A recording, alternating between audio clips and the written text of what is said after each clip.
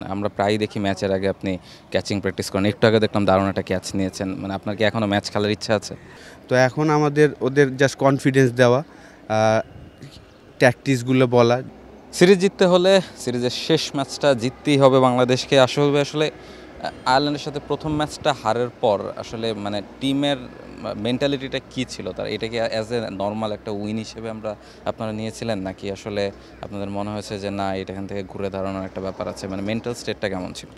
না দেখেন, লাস্ট ১ বছর যদি আমরা দেখি, বাংলাদেশ টিম কিন্তু প্রায় ৪টা সিরিজ আমরা উইন করেছি ব্যাক টু ব্যাক। শ্রীলঙ্কার মাঠে আমরা প্রথম ম্যাচ হেরে তারপর ব্যাক টু ব্যাক ২টা ম্যাচ জিতে সিরিজ উইন করেছি। তো সেই বিশ্বাসটা আমাদের সবার মধ্যে ছিল। প্রথম ম্যাচটা আসলে আমরা টপ অর্ডারে আসলে পাওয়ার প্লেতেই বেশি উইকেট হারিয়ে ফেলাতে আমরা ম্যাচটা জিততে পারিনি। তো সেকেন্ড ম্যাচে অবশ্যই আমরা সবাই আত্মবিশ্বাস ছিল যে আমরা এই ম্যাচ ভালো ক্রিকেট খেললে আমরা জিততে পারবো। লিটন এবং পারভেজ ইমন চমৎকার ব্যাটিং করেছে টপ অর্ডার থেকে। ফিনিশিংয়ে আপনার সাইফুদ্দিন এবং শেখ মেহেদি চমৎকার ফিনিশ করেছে। তো আমাদের কিন্তু second high score run chase করেছি আমরা টি-20 হিস্ট্রিতে। যদি দেখেন যে ১৭১ রান আমরা চেস করেছি। প্রথম ম্যাচটা আমরা আসলে ফেল করে ফেলেছিলাম। আর সবচেয়ে বড় পজিটিভ দিক যদি আমরা দেখি, যে আপনি যদি লাস্ট 4টা ম্যাচ খেয়াল করি, আমাদের প্রথম 10টা ওভার আমরা আসলে ভালো ক্রিকেট খেলতে পারছি না। অপোনেন্ট হয়তো বেশি রান করে ফেলছে, তারপর কিন্তু আমাদের বোলাররা চমৎকারভাবে কামব্যাক করছেন। ওয়েস্ট ইন্ডিজের সাথেও যদি দেখেন যে 10 ওভার প্রায় 100 রান করে ফেলে, তারপর সেখান থেকে 150-তে রাখা। লাস্ট ম্যাচেও যদি দেখেন যে পাওয়ার প্লেতে 75 করে ফেলেছিল, 10 ওভার 100+ করে ফেলেছিল, সেই জায়গা থেকে 170-তে রাখা। তো আমাদের বোলাররা চমৎকার করছেন।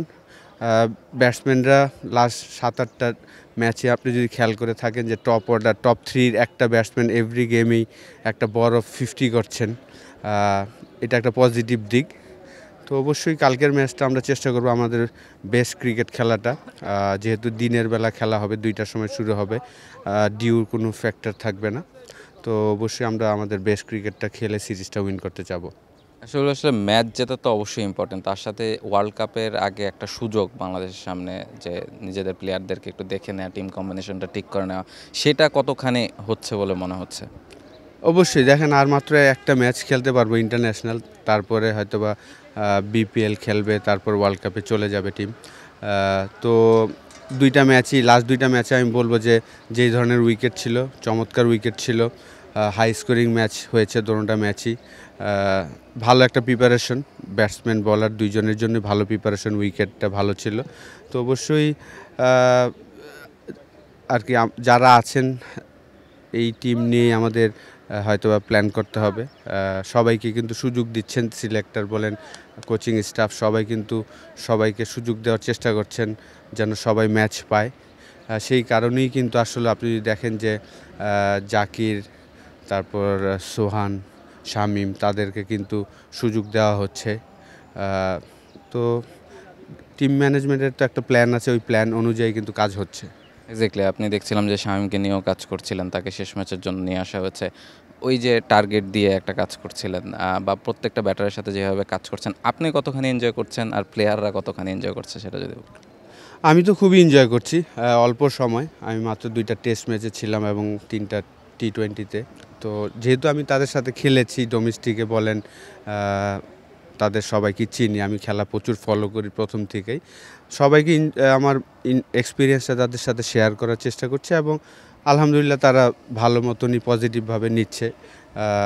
এবং এই জায়গায় আসলে ইন্টারন্যাশনাল ক্রিকেটে কি হয়, আপনার প্লেয়ারদের কনফিডেন্স দেওয়াটা, কারণ তারা এত দিন ধরে খেলছেন। দেখেন এই টিমটা, যদিও আমরা ইয়াং বলি, আসলে ইয়াং না, কারণ একটা প্লেয়ার কিন্তু অলমোস্ট 50+ ম্যাচ খেলে ফেলেছেন। 50 ইন্টারন্যাশনাল টি-20 ম্যাচ কিন্তু হিউজ গেম। তো এখন আমাদের ওদের জাস্ট কনফিডেন্স দেওয়া, ট্যাকটিক্সগুলো বলা যে আসলে যদি তোমার 12 বলে 25 রানও প্রয়োজন হয়, যদি তুমি বিলিভ করো এবং তোমার স্লটের বলের জন্য ওয়েট করো, তাহলেই কিন্তু সম্ভব। তো এই বিলিফগুলোই দেওয়া যে না আমি পারি, কারণ আপনি যদি দেখেন যে শামীম পাটোয়ারির ডোমেস্টিক ক্রিকেট বা ইন্টারন্যাশনাল ক্রিকেটে কিন্তু কিছু কিছু এমন ইনিংস আছে যে টিম 5টা 6টা উইকেট পড়ে যাওয়ার পরে সে একা ম্যাচ উইনিং ইনিংস খেলেছেন। তো সেই জিনিসগুলাই রিমাইন্ড দেওয়া আর কি, যে তুমি কিন্তু পারো, এবং এই বিলিফটা যদি থাকে যে কোনো টিমের সাথে আপনি রান করতে পারবেন। এক্স্যাক্টলি। আসলে লাস্ট একটা কোশ্চেন, আমরা প্রায়ই দেখি ম্যাচের আগে আপনি ক্যাচিং প্র্যাকটিস করেন, একটু আগে দেখলাম দারুণ একটা ক্যাচ নিয়েছেন, মানে আপনার কি এখনও ম্যাচ খেলার ইচ্ছা আছে? দেখেন আমি রিসেন্টলি মাত্র 5 মাস 4 মাস আগে আমি খেলে এসেছি, আর আমি একদম ছোটোবেলা থেকে এই জিনিসটা এনজয় করি। শুধু দৌড়ার থেকে যদি আপনি 20টা ক্যাচ নিয়ে দৌড়ান, তাহলে আপনার ক্যাচিং প্র্যাকটিসটা হলো, আপনার ফিটনেস কাজটা হলো। তো আমি একদম 11 বছর বয়স থেকে এই কাজটা করে এসেছি, এখন আমি এনজয় করি। যেহেতু আমি রিসেন্টলি খেলা ছাড়ছি, তাই আমি এনজয় করি এই কাজগুলো। Thank you so much. Thank you ভাই।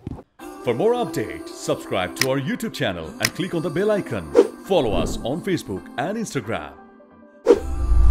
Download T Sports app to enjoy exciting games and highlights. Visit tsports.com.